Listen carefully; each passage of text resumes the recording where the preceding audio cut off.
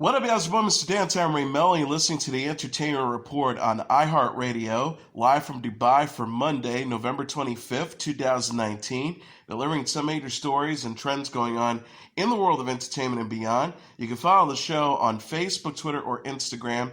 Facebook.com/The Entertainment Report with Ray Melo, that's RAYMELO, on Twitter at The Enter Report, or on Instagram at The Entertainment Report. You can listen to the show anytime you want on iHeartRadio. Just go to iHeart.com or your iHeart phone app, search for The Entertainment Report, and it'll take you to the page. I hope everyone had a fantastic weekend. Taylor Swift won big at the 47th Annual American Music Awards on Sunday, taking home the award for Artist of the Year. Swift said while accepting the award, "I'm lucky to be here. I know that every step of the way." Drake, Ariana Grande, Halsey, and Post Malone were also nominated for the award. Swift has now won more AMAs than any other artist in history. Swift was also honored with the prestigious Artist of the Decade Award, which was presented by music legend Carole King. The pop star unleashed a career-spanning concert performing The Man, Love Story, I Knew You Were Trouble, Blank Space, and Shake It Off, which also featured Camila Cabello and Halsey. Swift ended the celebration with the pianoed version of Lover, the title track from her latest album, which won AMA for Favorite Album Pop Rock. Shania Twain gave the last performance of the night, singing Swift's Shake It Off and Drake's God's Plan before launching into her songs You're Still the One, Any Man of Mine, and Man I Feel Like a Woman, among others. Dan plus Shay won Favorite Song Country for Speechless. Dua Lipa performed her new track Don't Start Now, while silver balloons fell upon the audience. Post Malone performed his song Circles before he was joined on stage by Ozzy Osbourne, Travis Scott, and Watt. Christina Aguilera teamed up with A Great Big World for Fall on Me. Lil Nas X won Favorite Song Rap Hip Hop for Old Town Road featuring Billy Ray Cyrus. Earlier, the Jonas Brothers performed Only Human from their concert in Boston in front of a sold-out crowd. Post Malone took home the awards for Favorite Album Rap Hip Hop for Hollywood's Bleeding, Meek Mill's for Championship, and Travis Scott's Astroworld were also nominated. Green Day celebrated the 25th anniversary of their album Dookie and performed Basket Case. Billie Eilish won the first award of the night, Favorite Artist Alternative Rock. Imagine Dragons and Panic at the Disco were nominated for the same category. Eilish then brought the fire to the stage for All the Good Girls Go to Hell, the first AMA performance of her career. She also won New Artist of the Year. Lizzo, Luke Combs, Lil Nas X, and Ella Mai were also nominated. Carrie Underwood won Favorite Album Country for Cry Pretty. Underwood was then surprised with winning Favorite Female Artist Country when she reached the stage. BTS won Tour of the Year, speaking to fans through a video as they were not present at the event. Kesha gave a church-themed performance of Raising Hell before she launched into her party anthem TikTok. Toni Braxton returned to the AMAs and performed her classic song Unbreak My Heart. Shawn Mendes and Camila Cabello teamed up for Senorita. The pair got close to each other and teased sharing a kiss before Mendes and Cabello rubbed their noses together. Senorita would go on to win Collaboration of the Year. Cabello ready to return and gave a solo performance of Living Proof. Lizzo, in a red dress, performed Jerome, which was followed by Thomas Rhett singing Look What God Gave Her. The country star walked down to the audience for the part of the song. Halsey won Favorite Song Pop Rock with Without Me. The 25-year-old also performed Graveyard during the ceremony. Selena Gomez opened the show with the performance of her new single, Lose You to Love Me, before she brought backup dancers and changed her outfit for Look at Her Now. Ciara hosted the show, performing her new song, Millennium. The AMAs aired live from the Microsoft Theater in Los Angeles. This weekend's edition of Saturday Night Live featured a star-studded parody of the most recent Democratic presidential debate, playing candidates Andrew Yang, Pete Buttigieg, Cory Booker, Elizabeth Warren, and Tulsi Gabbard were current SNL players Bowen Yang, Colin Jost, Chris Redd, Kate McKinnon, and Cicely Strong. Several other celebrities popped in to play the remaining contenders. Amy Klobuchar was played by Rachel Dratch, Michael Bloomberg played by Fred Armisen, Bernie Sanders played by Larry David, Joe Biden played by Woody Harrelson, and Kamala Harris played by Maya Rudolph. The episode's guest host and SNL alum Will Ferrell played candidate Tom Steyer. Asked by moderator Rachel Maddow, played by Melissa Villaseñor, who can beat incumbent Donald Trump, Warren leaped over a podium, me. Warren says, I've got mom hosting Thanksgiving energy. I'm a little overwhelmed because I thought 10 people were coming and now there's 30 million. But I promise dinner will be ready if you just get out of the kitchen and stop asking questions. Calling herself America's Fun Aunt, Harris revealed she plans to be playful and create some viral moments during the debate. She says Mama needs a GIF. Budarif allegedly is wearing a suit from his first Holy Communion ceremony when he was a child, gesturing to his appearance when asked why he thinks he's polling at zeros with black voters. Sanders claims he was the first heart attack sufferer to go to the hospital on a city bus. Sanders said, quoting the Billy Joel song Moving Out, I did have a heart attack, but you ought to know by now I'm doing better than ever. Claude Botcher insists that she wasn't trembling because she is nervous. She says, it's just my speedy sense that tingles whenever we need to moderate to say, girl, we can't pay for that. Biden says, America, I see you, and I see the faces you all make. When I talk, you're scared. When you're scared, I say something off color or worse, on color. Gabbard said, what an honor it is to be on stage with my fellow candidates. I want to know that I smell your fear, and it makes me stronger. I'm wearing the white suit of your fallen hero, Hillary Clinton. Fight me, cowards. The strength and complexity of female characters in The Sopranos was a prominent theme during a panel discussion with the show's actresses at this weekend's fan convention in New Jersey. The iconic mob drama, ran from 1999 to 2007 and focused primarily on male mafiosos in New Jersey and New York, but cast members Maureen Van Zandt, Catherine Narducci, and Sophia Milos all played intriguing supporting characters who could hold their own with the men in their lives. Van Zandt, who played mob wife Gabriella Dante, told the crowd at Soprano.com at the Meadowlands Exposition Center in Secaucus, New Jersey on Saturday, I grew up in New Jersey in a very, very Italian Catholic family, so the women always ran the show. I never known another way. The women on the show were very typical of what I grew up with, so it just felt like home to me. Van Zandt said some of the scenes she cherished the most were between matriarch Livia Soprano, played by the late Nancy Marchand, and crime lord Tony, played by the late James Gandolfini. Van Zandt says she was so brilliant and we all wish she could have stayed on the show and stayed around much longer. Giving as an example an unforgettable moment when Livia tells her adult son she feels so useless he should just stab her in the heart with the knife he is using to carve up a dinner ham. Van Zandt says, everyone thinks of the Italian mother or grandmother as being this warm, sweet, loving person, and she showed that other side of an Italian woman that does exist. The dynamic between the two of them was just so incredible. Fans frequently tell her their favorite Gabriella scene is when she called out the rudeness of a Catholic priest who embarrassed her and her friends at a church luncheon. She says, I get how happy they are that I told Father Phil off, referring to what most people want to talk to her about. Narducci says, my character was the boss of the household, referring to Carmine Falcone, who, along with her husband Artie, owned a restaurant where the gangsters, their childhood friends, liked to dine. Narducci says Artie couldn't make a move without me, so I felt like I was pretty strong on the show.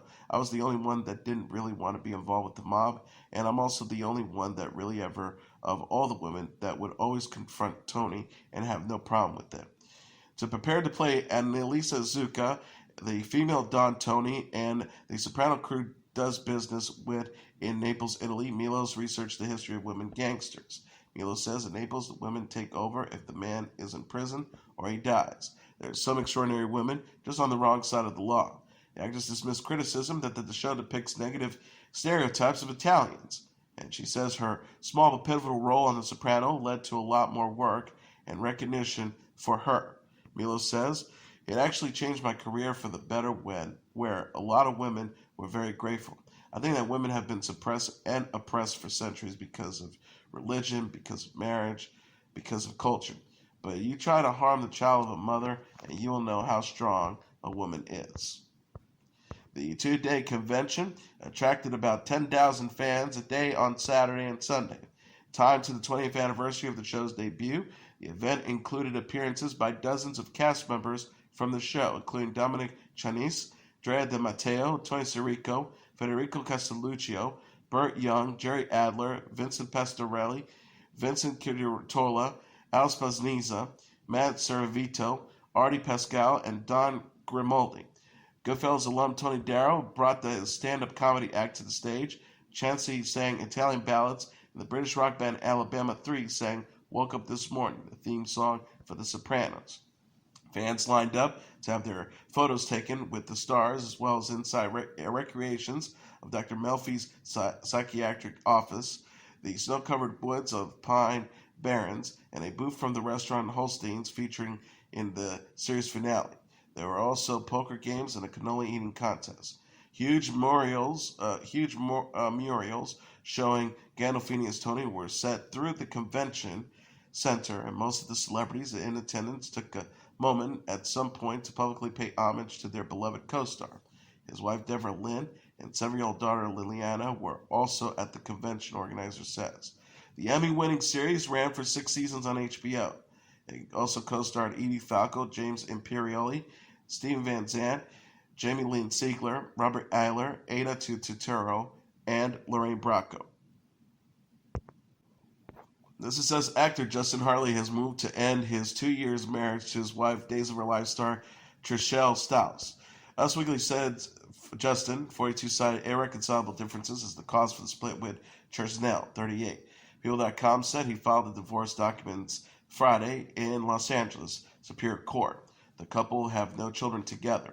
Justin was previously married to soap opera actress Lindsay Corman from 2008 to 2012. They have a 15-year-old daughter. CBS has announced plans to air this winter 2 celebrity editions of the game show The Price is Right. Drew Carey will host The Price is Right at Night, a holiday extravaganza with the cast of SEAL Team on December 22nd, and The Price is Right at Night, a holiday extravaganza with Seth Rogen on December 23rd. Network press release says series star David Boreanz and additional cast members from CBS's SEAL Team kick off the 2-night event where they welcomed an audience full of active duty military and veterans to the special primetime show. Boreanz and cast will play for the charity Headstrong Project, which provides mental health treatment for post 9/11 veterans and their families. The next night, actor and comedian Seth Rogen will play for Hilarity for Charity, the National Alzheimer's nonprofit organization founded by him and his wife Lauren Miller Rogen, and dedicated to raise awareness, inspiring change, and accelerating progress in Alzheimer's care, research, and support. Pink Taco founder Harry Morton has died at the age of 38, officials say. Pink Taco spokesman Tim Raggins said in a statement to USA Today, "We're saddened by the passing of Harry Morton, the founder and former owner of Pink Taco. Harry was a visionary and restaurateur ahead of his time, and his contributions, both professionally to our brand and personally to those he worked with, were numerous. Our thoughts and condolences are with his family and friends during this difficult time." The Los Angeles County Coroner's Office said Morton was pronounced dead at 5:28 p.m. Saturday. The Coroner's Office spokesperson says the autopsy and report are incomplete at this time and will probably be completed in a couple of days. The third-generation restaurateur died at his Los Angeles residency, and the Beverly Hills Police Department was investigating, according to the LA County Sheriff's Department. Morton founded Pink Taco in 1999 in Las Vegas, and the Mexican food franchise has since expanded to Los Angeles, Chicago, and Boston, according to the company's website. He was also an owner of the famous West Hollywood Viper Room. His father, Peter Morton, co-founded the Hard Rock Cafe, and his grandfather, Arnie Morton, was the founder of Morton's The Steakhouse. K-pop icon Goo Hara was found dead at the age of 28, police in South Korea said Sunday, less than 6 weeks after another young female singing star from the Asian nation died. An acquaintance discovered the former Akira singer's body in her home in Seoul around 6 p.m., Yonhap News Agency reported. Police and firefighters were notified. The police say they are currently looking into the exact cause or reason for the death, keeping the possibility of suicide in consideration. The BBC reported the entertainer was hospitalized in May after a suicide attempt, but had recently been trying to focus on her music and television career. She posted on Instagram Saturday a photo of herself in bed with the caption, "Good night," written in Korean. Goo Hara's agency, Production Oji, urged Korean media to refrain from speculating regarding her death. The agency wrote, Currently, the family members of the deceased, as well as her friends and acquaintances, are going through a tough time from psychological impact and instability. Therefore, we earnestly ask that media outlets and their related personnels, as well as the fans' condolences calls, refrain from spreading rumors or speculative reports. Goo is a good friend of Choi Jin-ri, known as Sully from the girl group FX, who was found dead in her home in Seganam by police on October 14th of a suspected suicide. Goo shared images of herself with the 25-year-old Sully on her Instagram account, saying Jin-ri will be able to do as she wishes in the world over there. Sully's death sparked a closer look at her career as a musician and a feminist who is often the target of cruel internet trolls. Mental health experts also are worried about copycat suicides. Several anti-cyberbullying bills have been introduced in the nation's assembly in recent years.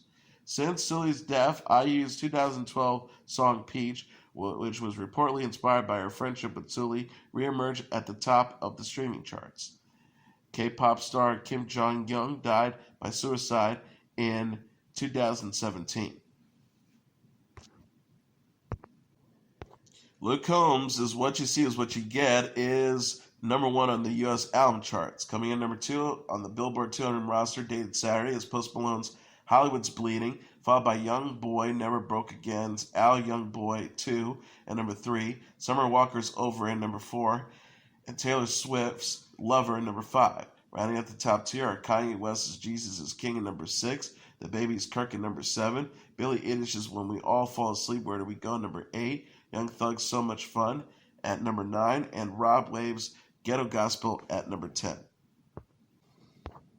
The anime adventure Frozen 2 is the number 1 movie in North America, earning $127 million in receipts this weekend.